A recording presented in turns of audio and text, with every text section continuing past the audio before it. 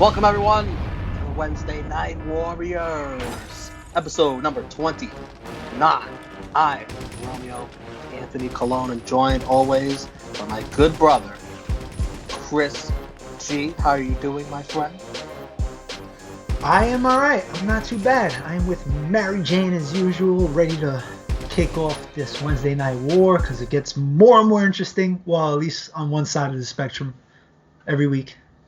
All right. We'll get into that. Relax. He's off and running. Spoiler alert. we cover AEW Dynamite, WWE, NXT, the Wednesday Night War. We tell you what we thought of both shows, what we thought was the better show, and then you tell us what you think in the comments below. Leave a comment. Make sure you like this video, give us a thumbs up, share this video, and subscribe if you're new here. This is not the only content we have on the True Heel Heat YouTube channel. We cover anything, you name it. We got it covered right here on the True Heel Heat YouTube channel. Please subscribe. We're going to talk about December 16th, 2020. Before that, can we quickly thank our guest last week, Josh Morera. The ratings draw gave us our highest viewed Wednesday Night Warriors episode yet. Man, we need to have you on all the time, Josh. Jeez. Yeah, either that or I'm going to legally change my name to Josh Morera just to fucking confuse people. Just to get the viewers. Why not? I'll take that out. And last week, the True Heels voted on the True Heels group page in favor of AEW Dynamite 16-7 as the better show. You sided with Josh. You sided with Chris. You said, fuck you, Romeo. You're wrong. That's okay. That's all right. That's okay. Let's get into this week. I'll start with AEW Dynamite. 6-man tag. Private Party and Matt Hardy versus Reynolds, Silver, The Dark Order with Hangman Page. Their entrance was funny with the cowboy gear, all cowboyed up. Gin and juice on Reynolds. Hardy steals the tag and the pin to get all the glory. And Hangman Page right away teaming up with Dark Order, doing what the Dark Order does best. Lose matches. No extracurricular activities after the match. Good. You had a match, nothing happened after. I like it. AEW. Well, first to start off with the entrance. You know how they have the nameplates or whatever, and they show the records. And their team name was a steed and two steers. If you've seen BTE, you would get the reference. But yeah, good shit. Cool spots in the match. Of course you don't watch it. You're not immature enough like me. Nice chemistry between these guys. It's not canon to the AEW universe. It's not true. If you watch, you'd fucking know. Nice chemistry between the guys, though, especially Hangman, Reynolds, and Silver. They're just hilarious together. A good trio. I'm glad that they got a little storyline going on between them. Matt Hardy steals the win. Confusion by Private Party at the end because Matt Hardy is, in fact, a heel, I guess. And Private Party is still technically faces. So, little weird dynamic there, but we'll see what happens going on. NXT starts with tag team action. Kushida and Leon Ruff versus Johnny Gargano. Austin Theory. 2/4 of The Way. Leon Ruff with a scary slip off the ropes. I thought he was done, son. But amazingly, he continues the rest of the match. Austin Theory's got Ruff in a submission, I think. And he screams, "This is the way. Cease and desist. You can't be doing that." Austin Theory's finisher. I don't think I've seen this before. It's fucking awesome. So the complete opposite of Hangman here. Austin Theory, a notorious loser. Now he's with Johnny Gargano and The Way. Now he's a winner. I love the parallels right here in the Wednesday Night War to start off both programs. Well, The Way is going to grow on me, I guess. I mean, I kind of don't like the name, but I get it. I'm very mixy about it. I'm sure it'll grow on me. Solid tag match. I want to thank Leon Ruff for being on the next episode of Joints and Jabronis ahead of time. Lack of chemistry, I thought, between Leon Ruff and Kushida, but I think that's what they were trying to integrate into the story. If they weren't, then it was just poor booking on that side. Theory's finisher, I didn't see that coming. That was a dope finisher. He's a strong guy. I believe that's a finisher he could do with most guys Maybe not any giants, but he could do it with most guys. So that's a dope finisher. What can I say? Decent tag match. Nothing crazy. And did you notice Gargano and Theory doing a double team move now? They could be a nice little tag team in the tag team division. Well, I seen the chemistry on that side. It was the Kushida and Leon Ruff that I didn't really see any type of interaction or minimal interaction, you know. So there's a nice little Christmas segment on AEW with Cody and Brandy Rhodes. They announce they're having a baby. Aww, it's beautiful. You love to see it. More life, more gifts, more life. So you can forget about Jade Cargill versus Brandy Rhodes, and don't even try to turn Cody Rhodes heel now against whether it's against Shaq or Sting.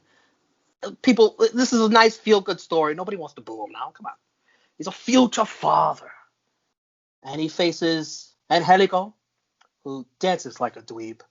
Cody wins with the cutter jumping off the top rope. I encourage more singles matches on AEW. Too many tag matches. Taz comes out, Team Taz.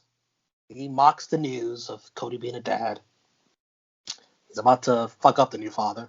But Sting, with the awesome entrance music, the awesome entrance, he comes out with the bat, intimidates Team Taz. Darby Allin watches from the rafters. Sting stares down Darby and stares down Cody. Good use of Sting. He didn't get paralyzed. I like it.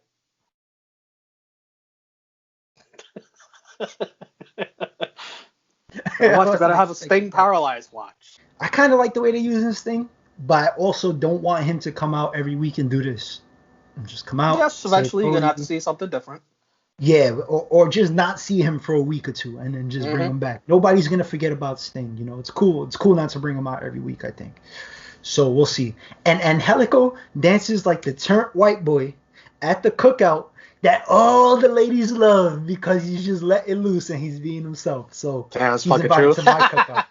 He's invited to my cookout anytime. I thought it was a solid match. Good style clash. I like Angelico's style with the submissions. Good reversals all around. Congrats to Cody being a parent, man. That's big. I'm a father myself, so that hits the feels. Something I can relate with, you know. On NXT, Tommaso Ciampa is ready for singles action. He reserves a seat at ringside for Timothy Thatcher, and he's facing Tyler Rust. Oh, I don't know who Tyler Rust is, but I quickly learned who the fuck Tyler Rust is. He's nobody to be fucked with, apparently, because he gets a ton of offense on Ciampa. By the way, I hate his fucking name, Tyler Rust. Awful. But Timothy Thatcher, he eventually, makes himself at home, taking the chair that Ciampa left for him. Ciampa survives Tyler Rust, despite all that offense. Widow's Wail for the win. Thatcher is held back by refs as Ciampa wipes the sweat with Thatcher's shirt that he left behind. And then eventually afterwards, during a commercial break, Tyler Rust is recovering in the ring, and Malcolm Bivens comes out, calls him a star for that performance, and leaves with him. I guess he's going to be his manager in the future. We're going to see more Tyler Rust. Impressive performance from someone I didn't have a clue about. So I had heard about, his name was Russ Taylor, if I'm not mistaken, in the Indies. And he was getting a lot of buzz, but I never had really seen his work. But assuming that he, been in the system not even that long and he's getting like a little TV time already, obviously this guy could fucking go, he's good. It was a good match. Good furthering the storyline of Ciampa and Timothy Thatcher, I guess. I'm only interested if it ends up in a fucking den match. Lions Den match. Yeah, I'm only interested if it goes into that route. I could see them eventually earning each other's respect for being a tag team. That would actually be a dope tag team, I think. Though they could, I think maybe they could pull some shit off. I don't know. That'd be interesting. Just like Sheamus and Cesaro. I want to see the violence in the Dens match first. Yes. And Tyler Rust, or that's his name, right? Now yes. Tyler Rust Taylor, whatever you want to call him. Tyler pretty Rust. Good. Malcolm Bivens, we need more Malcolm Bivens because the motherfucking can talk. So I guess this is the first good guy to have on his team. Maybe he could develop a little squad, of guys that he can manage. He had someone, and they took him and made him AJ Styles' bodyguard. yeah. But I mean, which isn't technically not a bad idea, but whatever.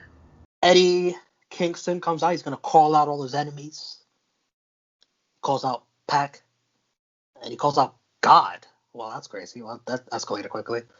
Then he calls out that big goofy Lance Archer. Lance Archer comes out. He takes offense. He starts fighting with Eddie.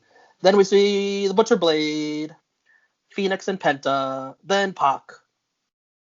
And Eddie and Butcher and Blade are a little bit outnumbered here. It's 4-on-3. Eddie needs another guy here. What is this? The Death Rectangle? The Death Square? There's 4 of them now. No, it would have to be a Death Rectangle.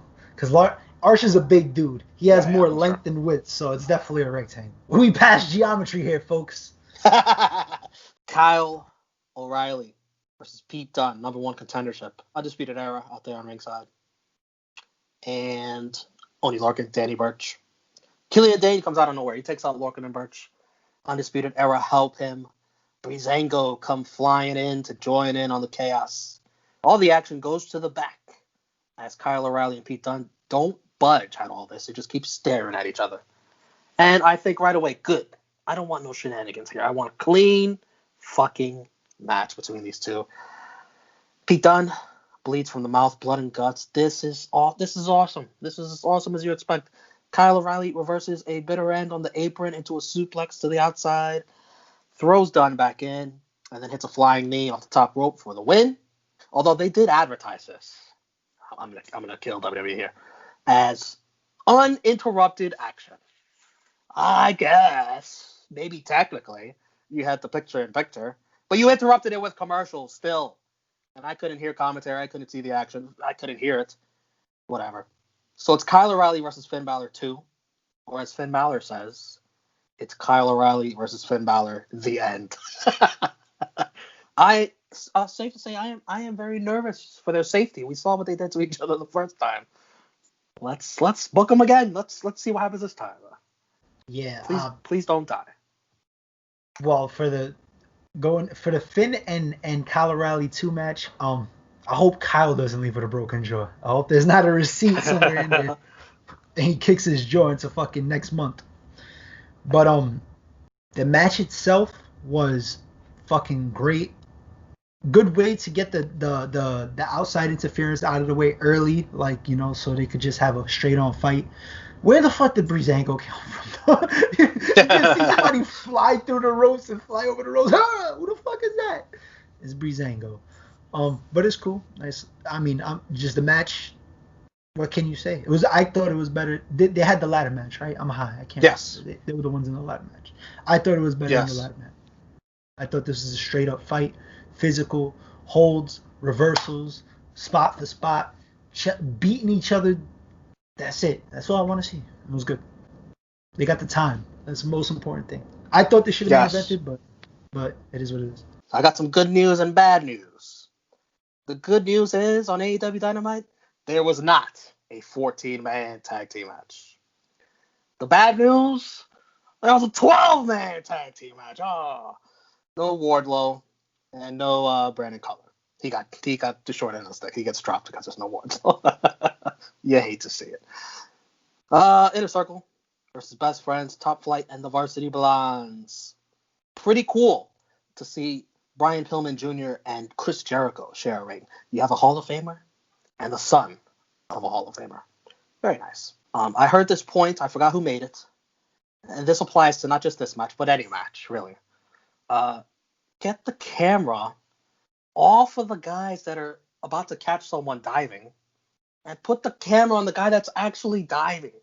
It takes me out of it to just see guys standing there waiting to catch someone. Do you that's very simple editing, camera direction that needs to change everywhere, not just in this match. I mean, they do like a wide shot, so they catch everything, but they shouldn't. I feel you. Chris Jericho with a bat to Griff Garrison's back. Jake Hager with a F10. Wardlow's is a lot better. MJF with the pin, stealing the glory for the win. Dirty finish. Inner Circle win. I didn't care for this. Top Flight attack Jericho and MJF after setting up a tag team match. Yeah, the match itself, it felt kind of slow for a 12-man tag match. I thought it was going to be more of a car crash, but it is what it is. I mean, what can you really expect from a match with too many people? Do people get excited for this? Do they go, oh shit, 12-man tag, I gotta wait. I mean, I think it's just a way to get everybody on TV or as much talent as you possibly can on TV. Too much going Yeah, on, AEW. I say it every week now. It's too I much mean, going on. I think Simplify it, shit. fuck it. I mean, I want to see more Top Flight because I think they're all right and they're young. You know, they want to build up their tag division, so it is what it is. And I will say, Jake Hager, definitely that was like a F7.5. There's no way he got the full 10 on that one. Wardlow gets the full 10. Hager got like a 7.5. When Wardlow does it, it's fucking awesome. Oh man. When Hager does it, meh. Shotzi Blackheart returns. She faces Indy Hartwell, the girl in the way that carries around that trophy with Shotzi's head. The way is at ringside, of course. This match is sloppy. Oof. I'm not gonna blame it all on Indy Hartwell. Shotzi looked bad too. The trophy is used and broken. 30 finish. Shotzi wins by DQ. Afterwards, Candice and Indy, they do a dual wicked stepsister on Shotzi. You know, there was a backstage interview here, and Shotzi was just talking about her War Games team, how much they competed, how much they fought, and she was proud of them. Nowhere to be found for Shotzi Blackheart. Lost her team, no friends, and she's by herself, and the way are just having their way with Shotzi. See what I did there? See what I did there? Oh man, I mean, Shotzi's not exactly the cleanest No. person in the ring already. You know what I mean? So mixed with Indy, who is still greener than a pickle straight out of the jar. You know what I mean? That's very kind of you. I thought you were going somewhere else with that. Very nice of you.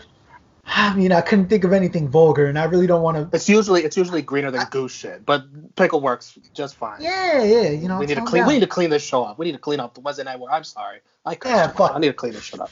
Okay. Fuck okay, that. all right. So it makes us warriors. SCU, or as I like to call them, SC Boo, versus the Acclaimed. Max Caster and Anthony Bowens. Max Caster, he comes out rapping. Their theme is an absolute bopski, I must say. Anthony Bowens is carrying around a nickel buck CD, mocking SCU and the Young Bucks, and Nickelback while at it. Max Caster, he's got a good delivery, but then Kaz grabs the microphone and he starts battle rapping. We even get a nice rap is crap little reference, very, very nostalgic. Kaz sons Caster in material, but his delivery needs to be improved. It's probably not rappable, but the material was great. The Acclaimed, they win this match. Caster with a boombox to Daniels on from the outside. Bowens hits his finisher, dirty finish. After the match, Caster is rapping some more. He calls out the Young Bucks. He even calls them cucks. Oh, that was kind of fun. Young cucks, get it? Oh, man. They want the Young Bucks for the tag titles next week. They get it. Even though commentary during this match emphasized that they're just the number 5 ranked tag team. And this was their Dynamite debut. Too soon for a tag title match for these guys. Way too soon. And to be honest, I wasn't even impressed with them in this match as far as wrestling. Nothing special besides the entrance. And also afterwards, it was subtle, very subtle. But I did like Kaz looking a bit frustrated with Christopher Daniels. Is there going to be trouble in SCU? Oh, I'm just gonna say it. Kaz is white and he's in a rock band. he ain't flowing good. I mean, sorry, I seen that coming, but the bars were good. The bars were good. I like the bars. Max Caster, man. The bars ain't bad, but I can't take him serious when he looks like Russell Wilson times 2. Oh man, he looks like Russell Wilson ate Russell Wilson. They're 2 impressive looking guys. Hopefully, I mean, they didn't show nothing special, but hopefully they work together and get better as a tag team, get a little bit more innovative. And if not, I don't know. We'll see what happens. I don't think they should have got a title shot already, But it is what it is. We'll see if the Young Bucks can bring something out of them. I'm sure they would. As long as it's not anything like that Hybrid 2 match, I'll be okay. Here we go. This is why I drink. This is why I smoke on the show. Karrion Kross, he's gonna have singles action. And fuck, do I still want to see this entrance with a real live crowd? I mark out every time. He squashes Desmond Troy. This is very quick. Baby steps, coming back from the shoulder injury. Then after the match, he talks into the camera. He says, "Hey, Priest, time's up. New Year's Evil, TikTok." And Priest versus Kross could be fun if they give them time. It's not what I think. It's what I hope. I hope they get like at least 15 minutes. I think 15 minutes and up is good for them. That's not asking for much. No. 15 to 17 is like probably the range I would expect for them to go. I hope it's not a squash. This squash was cool though. The entrance is worth it alone. Just seeing Scarlett, it's worth it alone. Kross came back looking like a crazy motherfucker. As usual. I'm here for it, man. I'm here. AEW World Championship, no disqualifications. Joey Janela versus Kenny Omega with Don Callis. Don Callis, he tries to take Tony Schiavone's place on commentary. Tony says, kiss his ass. And Kenny Omega, let me just say this. He barely survived his dive at Triple Mania. Okay, Triple Mania. He had his match at Triple Mania. Triple A. And Nakazawa had one job. He flew to Mexico for one fucking job. To catch Kenny Omega during this dive. And he doesn't catch him at all. One dive. So Kenny Omega here, you could see the cupping marks on his back. A little therapy to help heal a back that's fucking hurting. Yeah. Another scary dive here. Dives onto Joey Janela, who's sitting on a chair.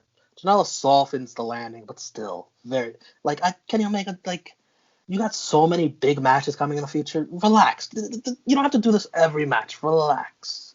Take it easy a little bit. Or you know what? Maybe it's not too much to just ask people to fucking catch him. Fucking catch him. Please. Enough of that rant. Callis trolls on the mic commentating. Omega joins him. Good heel shit. Sonny Kiss sets up a table. Janela looks for a weapon under the ring. I clearly see barbed wire in the ring. He's like, no, not tonight. I don't need that right now. It's Kenny Omega. I don't need barbed wire. Bad decision. Even though Janela gets his shit in, the leg drop from the top turnbuckle to the outside on the table on Omega. Omega practically no-sells it. Gets right back in the ring. He rolls out of a moonsault attempt. 2 V triggers, 1 winged angel for the win. What do you think of the match before we talk about what happened after? The fucking leg drop to Kenny Omega, he didn't land on his head, bro. He looked like he almost landed on his fucking head. How much are they paying Janela to just get beat up? I mean, fuck it, man. You do what you gotta do. But yeah, crazy shit by Kenny, man. Killing just crazy spots, man. That the best in the world is capable of. That's what he's trying to show. He's not gonna do it every week, but these are special moments.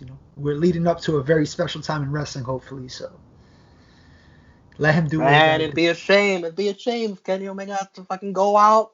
And he gets the Shawn Michaels, the back injury. Oh my god, imagine that shit. That's what I get scared of. I remember Shawn Michaels. Yeah, I mean, I guess I don't think he was the frail little bitch like Shawn Michaels was in that time. No, I shouldn't say that. But at 90, 96, 97, man, he was acting up. That's not my words. I'm sure some other wrestler said. Don't quote me on that. Anyways.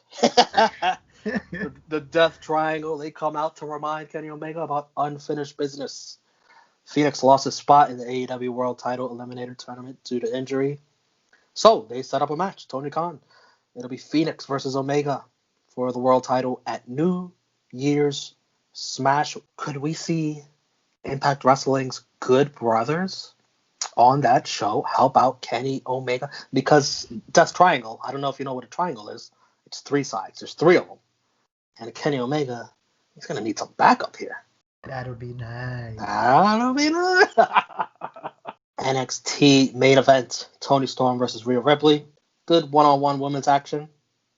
Toni Storm just so much fun to watch in the ring. Like really, just a lot of fun to watch in the ring. Raquel comes out of nowhere. She saves Toni Storm from falling off the apron. Rhea still boots Toni Storm, and then Toni Storm falls off the apron into Raquel, who then bumps over the barricade.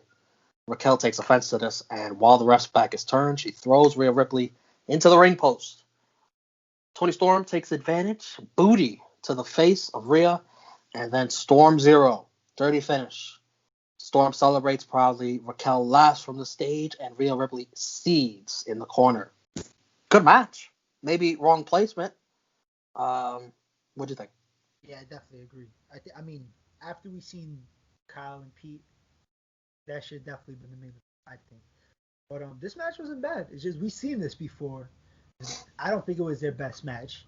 It was good for what it was, and the dirty finish, whatever, it keeps Rhea strong because she had to get help. I guess Toni finally gets a win, or like a meaningful singles win, so she gets a little bit of momentum going into the future. But I mean, it is what it is. I don't really want to see Raquel and Rhea again. So best of the rest on both shows. What do we call this? I'm say the Triad Chronicles, I guess. Xia Li Xia Li is forced to beat the shit out of Boa. Again, she is punching him in the mouth, blood and guts everywhere. The spooky ring lady is watching with her very, very pasty, ashy hands. They are ashy. Gotta get some Lubriderm. Rusev was fined $75,000 for fucking up the Dynamite Diamond match. But he doesn't care. He doesn't give a shit. He just wants likes. He just wants comments. He wants people to share his videos. He wants people to subscribe, like right here in the Wednesday Night Wars. Like us, nice. Yeah. Yeah, if you could do that, please. This guy got fucking Gucci shirts. He don't need $75,000. Oh, man. He's pretty excited about next week because they're going to have a wedding date announcement. Which, by the way, Best Friends and Orange Cassidy can't wait for. By far, the worst news of the evening that ruined my mood. Cameron Grimes is out for 4 to 6 weeks. Now, that's no excuse for you, NXT, to not still have him on the show. No excuse. He could still talk. He could do something. Yeah, I heard there was a hosting job available for New Year's Evil, but I'll get into that in a few. Thunder Rosa calls out Britt Baker in an interview, and right on cue, she gets jumped by Britt Baker. Britt, very disrespectful. They pour water on Thunder Rosa's face paint, wipe it away, and Britt Baker checks the camera, make sure it's not broken from that ugly face. Good heel shift from the doc. We had a promo from Swerve Scott on losing to Jake Atlas. I thought he was good here, showing a little bit of change in attitude. Ivelisse and Diamante, they lost to Big Swole and Serena Deeb. I heard a lot of complaints about this match. I thought the in-ring action was decent, but the crowd was dead. Nobody cared about this. Yo, no energy. It felt like a fucking like a Knicks game when they're getting blown out by 40. Nyla Rose comes out, helps attack Swollen Deeb. Vicky Guerrero even joins, getting physical. Red Velvet cleans up and saves with a chair. This is insane. Insane. I want to know if you feel the same way. Everrise was actually kind of funny. What do you think? Were they? I think you should get these motherfuckers off of my screen. You didn't think it was a little bit funny? I thought they were kind of funny, man. They're all right. They were a little over the top. But I don't know. That's way better than what we say about them usually. Yeah, I mean they're kind of growing, but whatever. Let's talk about a real tag team, FTR. They get pushed to the side. They're not happy about it in favor of a fucking video package of Jurassic Express. Okay, we get it. We get about Jurassic Express. Can we focus more on FTR? Fear the Revelation, Chris. Jesus. No, they were tag champs already, and they had one of the greatest fucking tag team matches of all time with the Young And Bucks. and That's it. That's it. You came here, you did what you were fucking supposed to do. You busted your nut fucking as soon as you got here, and now you just gotta chill. I mean, Jurassic Express is exciting for me. I like Jurassic Express, so that is gonna be a fun match. Let me tell you yeah, that. they got a nice story to it because it's that old school versus Hmm. flippity dippity shit that everybody wants to see that they don't want to It's Romeo versus Christian. see, which makes for good content. Dexter Loomis illustrates that he is the host of New Year's Evil. Doesn't even fucking talk when he's gonna host it. I got a question for you, Chris. Yeah. Who is gonna make a better host? Dexter Loomis for New Year's Evil, or SP3 for the True Heel Heat Year End Awards? I guess it depends what Loomis draws. Because I think he's going to be drawing the whole way. And if he speaks, fuck it. You might as well just give it to SP3 right now. I can't wait for Unless he sounds SP3. like Bob Ross. Funny, he's just. We're going to have Priest and. Can you imagine those kind of segments with Dexter Loomis? We're Oh gonna, my god! we're gonna have Priest and Cross have a little match right here. We're just gonna brush in a little life. Ooh, that looks good. The ratings are in. AEW 806,000 viewers, down from 995,000. NXT 766,000 viewers, up from 659,000 viewers. That's NXT's highest viewership since Halloween Havoc. But they still fucking lose. AEW is up 50 to 11 to 2, their 50th victory in the ratings war. Next week, AEW will be preempted due to the NBA. I think it's the Celtics versus the Bucks. But who cares about them? The Knicks are back. That's what matters. The Knicks are back, baby. Blowing out teams in preseason, getting me hyped for nothing. The baby, no, these baby Knicks have some fucking energy and they actually try to play defense. But yeah, they'll still be 10 seed at best. So if you're a Wednesday night warrior who watches both NXT and AEW, you don't have to worry about that shit next week. You can watch NXT first, or you can watch basketball if you don't really give a shit about NXT. Then AEW right after at 10 o'clock or whenever the NBA ends, which I think they air inside the NBA after the game, so I don't know. Match of the night for both NXT and AEW. For me, done. Kyle O'Reilly, no brainer. And AEW, I'm gonna go with Omega Janela. As much as I like that Cody versus Angelico match, yeah, I'm gonna go with the main event as well. MVP for NXT, I'm gonna go Tony Storm, picking up a huge victory in the main event. Beautiful. Excuse me. Yeah, and Cody and Brandy Rhodes on AEW. Well, how can you not? They're having a baby. It's beautiful. Yeah, MVP is definitely Cody, man. Congrats on being a father, and Brandy for sure, co MVPs, and MVP for NXT. You know what? I'm gonna have to go with both Kyle O'Reilly and Pete Dunne for just putting on that fucking amazing match of the night for both shows, in my opinion. Jabroni of the night, AEW, Thunder Rosa, calling out someone and then getting jumped by someone and then having your face paint washed away. That's not a good look. I got another Jabroni, Hangman Page. You found your partners and the Dark Order. They do what they do best. They lose. Now you're losing with them. What a fall from grace for Hangman Page. NXT, Shotzi Blackheart. Oh, you love your War Games team? Nowhere to be found. You are 1-4 against the way. Good luck. Get some friends. I think for Jabroni of the night for AEW, I'm gonna have to agree with you, I guess, man, because it was I can't really find no Jabronis. But for NXT, this is definitely Ever Rise, man. Get these fucking guys off my screen. Damn. I thought they were gonna escape. Too bad. Show of the night. NXT, let me say this. Bad pacing at the end. You had a dirty finish, a squash match, and then another dirty finish. Even though Rhea and Tony Storm was good, that's just bad pacing. Kyle O'Reilly and Pete Dunne should have main evented and ended the show. You end the show with your best shit. And Raquel and Rhea, they had their main event spotlight last week. You didn't have to have it again this week. AEW, to me, this seemed like a fourth down punt. Like they punted this week. Too many tag team matches that I couldn't care less about. This wasn't a regular good show for Dynamite. The ratings showed that they lost a lot of viewers from last week. They didn't have to go all out this week though, because they have 3 theme shows coming up. Even though next week's card, I thought that card stinks next week. NXT, just way better in-ring action. Russ Ciampa, Storm, Ripley, and the match of the night. So that's enough. That's enough for the win, despite the lousy booking of what was like the last half hour. NXT wins. Chris, are you going to make history?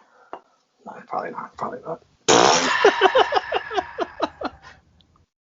You know what? I'm going to have to break the streak this week. No way. He's not going to do it. He's baiting me in. I'm going with NXT. I'm going with NXT what? This week. Yes. This week. Because I felt like both shows weren't that great, but the Kyle O'Reilly and Pete Dunne match really, I mean, that was the best in-ring action. That was the best like TV match we've seen in a while, or at least a few weeks. So, yeah, man, I liked it. Even though I liked AEW, I pretty much just want to see what happens with Kenny Omega and going forward.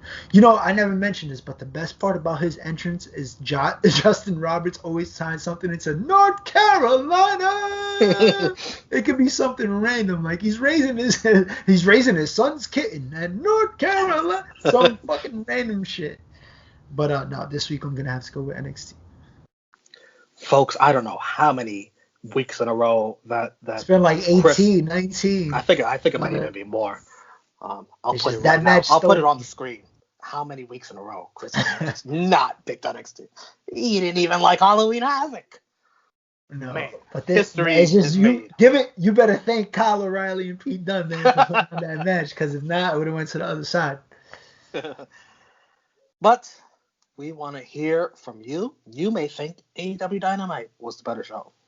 Let us know. We'll put up the group poll in True Heels, the Facebook group. Join the group if you're not already in it, and vote what was the better show, AEW Dynamite or WWE NXT. As the Wednesday Night Warriors scoreboard stands today, it is now 21-7